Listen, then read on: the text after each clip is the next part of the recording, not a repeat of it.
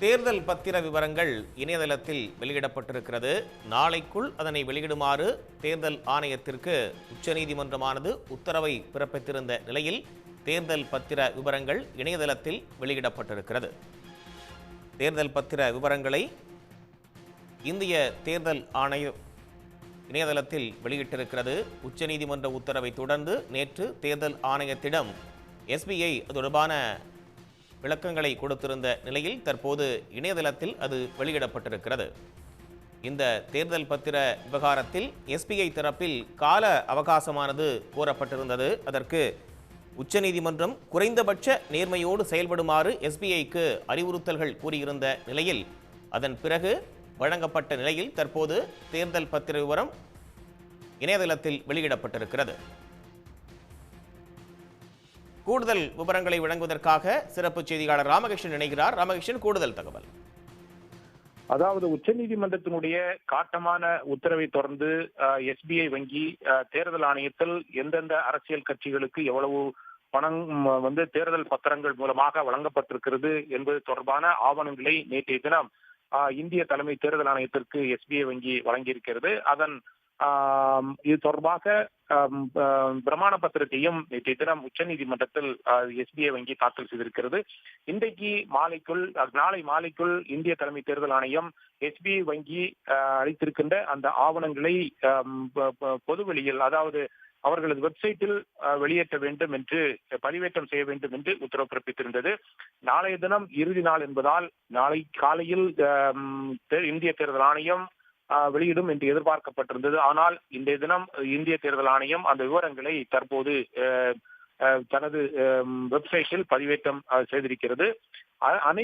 பெரும்பாலான அரசியல் கட்சிகள் அந்த தேர்தல் பத்திரங்களை வாங்கியிருப்பதாக அந்த ஆவணங்கள் மூலம் நமக்கு தெரிய வந்திருக்கிறது. எந்தெந்த நிறுவனங்கள், தனிநபர்கள் பத்திரங்களை வாங்கியிருக்கிறார்கள் என்ற விவரங்களையும், எந்தெந்த கட்சிகள் தேர்தல் பத்திரங்களை வாங்கியிருக்கின்றன, எந்தெந்த கட்சிகள் எவ்வளவு பணம் எந்தெந்த தேதியில் வாங்கியிருக்கின்றது என்பது பற்றிய விவரங்களையும் இந்திய தேர்தல் ஆணையம் தற்போது வெளியிட்டிருக்கிறது. தேதி வாரியாக எந்தெந்த நிறுவனங்கள் தனிநபர்களுக்கு பத்திரங்கள் கொடுத்திருக்கின்றன, எந்தெந்த தேதியில் பத்திரங்களை எந்தெந்த கட்சிகள் எவ்வளவு ரூபாய்க்கு வாங்கியிருக்கின்றன என்பது பற்றிய விவரங்களையும் தேர்தல் ஆணையம் வெளியிட்டிருக்கிறது. குறிப்பாக வேதாந்தா நிறுவனம் தேர்தல் பத்திரங்களை நன்கொடையாக வழங்கியிருக்கிறதை அந்த தேர்தல் ஆணையம் தற்போது வெளியிட்டிருக்கின்ற அந்த ஆவணங்கள் மூலமாக தெரிய வந்திருக்கிறது.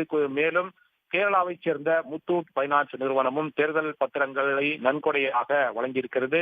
அதே போன்று டிவிஎஸ் நிறுவனம் வழங்கியிருக்கிறது. Sun Pharma, Megha engineering, Bajaj auto, Bajaj finance, Bharti Airtel, அதே போன்று பாரதி இன்போடெக்ஸ், பினோலக்ஸ் கேபிள் நிறுவனம் உள்ளிட்ட நிறுவனங்கள் தங்களது நிறுவனங்களிலிருந்து அரசியல் கட்சிகள் மட்டுமல்லாமல் பல்வேறு அரசியல் கட்சி பிரமுகர்களுக்கும் நன்கொடையாக பணங்களை வழங்கியிருக்கிறது. இந்தியாவை பொறுத்தவரையில் பாரதிய ஜனதா கட்சி, அதே போன்று அகில இந்திய காங்கிரஸ் கட்சி, அதிமுக உள்ளிட்ட பல்வேறு அரசியல் கட்சிகள் எவ்வளவு பணங்கள் வாங்கியிருக்கின்றன என்பது பற்றிய விவரங்களை இந்திய தேர்தல் ஆணையம் வெளியிட்டிருக்கிறது. கடந்த 2019 ஆண்டு ஏப்ரல் 12ஆம் தேதியிலிருந்து எவ்வளவு பணம் எந்தெந்த கட்சிக்கு வழங்கப்பட்டிருக்கிறது என்பது பற்றிய விவரங்களையும் தேர்தல் ஆணையம் வெளியிட்டிருக்கிறது. குறைந்தபட்சமாக 10 லட்சம் ரூபாயிலிருந்து பல கோடி ரூபாய் வரை தேர்தல் ஆணையம் இந்த பத்திரங்களை அரசியல் கட்சிகள் வாங்கியிருப்பதாக இந்திய தேர்தல் ஆணையம் வெளியிட்டிருக்கிறது. முதலாவதாக அகில இந்திய அதிமுக கட்சி எவ்வளவு பணம் வாங்கியிருக்கிறது என்பது பற்றிய விவரங்கள் முதல் பக்கத்தில் வெளியிடப்பட்டிருக்கிறது.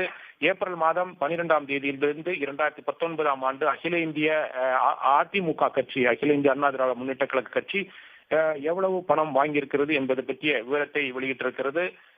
10 லட்சம் ரூபாயிலிருந்து துவங்கி 1 கோடி ரூபாய் வரை அந்த கட்சி பத்திரங்கள் வாங்கியிருப்பதாக தெளிவுபடுத்தியிருக்கிறது. அதே போன்று அடுத்ததாக பாரதிய ராஷ்டிரிய சமிதி கட்சி எவ்வளவு பணம் வாங்கியிருக்கிறது என்பது பற்றிய விவரத்தையும் வெளியிட்டுள்ளது. குறைந்தபட்சமாக ஒரு அரசியல் கட்சி 10 லட்சம் ரூபாயிலிருந்து 1 கோடி ரூபாய் வரை பணம் பெற்றிருப்பதாக அந்த ஆவணங்கள் மூலம் தெரிய வந்திருக்கிறது.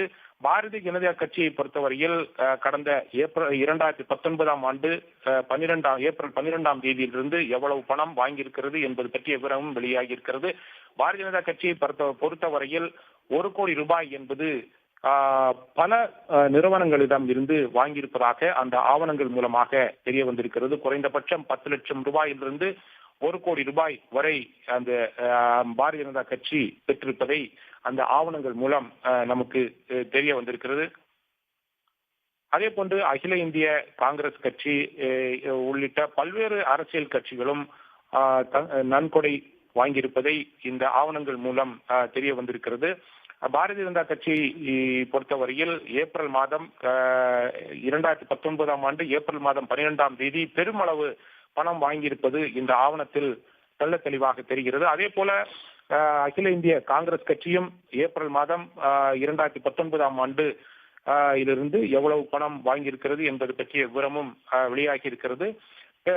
அதே போன்று ஒய்எஸ்ஆர் காங்கிரஸ் கட்சி, ஆந்திரா மாநிலத்தைச் சேர்ந்த ஒய்எஸ்ஆர் காங்கிரஸ் கட்சி, அதே போன்று ஜனதாதள் கட்சி, தேசியவாத காங்கிரஸ் கட்சி உள்ளிட்ட அகில இந்திய திரிணாமுல் காங்கிரஸ் கட்சி மேற்கு வங்க மாநிலத்தைச் சேர்ந்தது. இது போன்ற பல்வேறு அரசியல் கட்சிகள், மாநில அரசியல் கட்சிகள், தேசிய அரசியல் கட்சிகள் என பெரும்பாலான அரசியல் கட்சிகள் தேர்தல் பத்திரங்கள் மூலமாக பணம் வாங்கிய விவரங்களை இந்திய தேர்தல் ஆணையம் இன்றைய தினம் வெளியிட்டிருக்கிறது.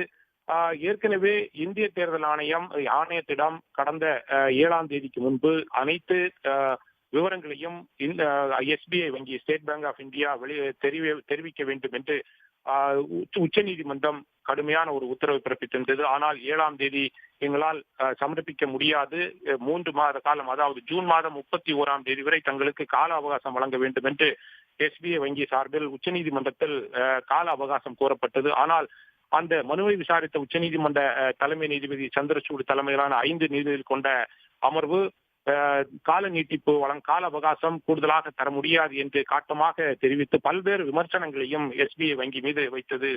உச்சநீதிமன்ற தலைமை நீதிபதி அமர்வு 26 நாட்கள் உத்தரவு பிறப்பித்த போதும் எந்த ஒரு நடவடிக்கையும் எடுக்காமல் தற்போது எந்த அடிப்படையில் நீங்கள் கால அவகாசம் கோருகிறீர்கள், இது உங்களுக்கு கேவலமாக இல்லையா என்பது பற்றியெல்லாம் பல்வேறு விமர்சனங்களை எஸ்பிஐ வங்கி மீது வைத்திருந்தது அந்த 5 நீதிபதிகள் கொண்ட அமர்வு. அதாவது 15ஆம் தேதிக்கு முன்பு இந்திய தேர்தல் ஆணையம் அந்த அனைத்து ஆவணங்களையும், அதாவது எஸ்பிஐ வங்கி இந்திய தேர்தல் ஆணையத்திற்கு கொடுக்கும் அனைத்து ஆவணங்களையும் இந்திய தேர்தல் ஆணையம் 15ஆம் தேதிக்கு முன்பு தனது வெப்சைட்டில் பதிவேற்றம் செய்ய வேண்டும் என்பது உச்சநீதிமன்ற நீதிபதிகளுடைய உத்தரவாக இருந்தது.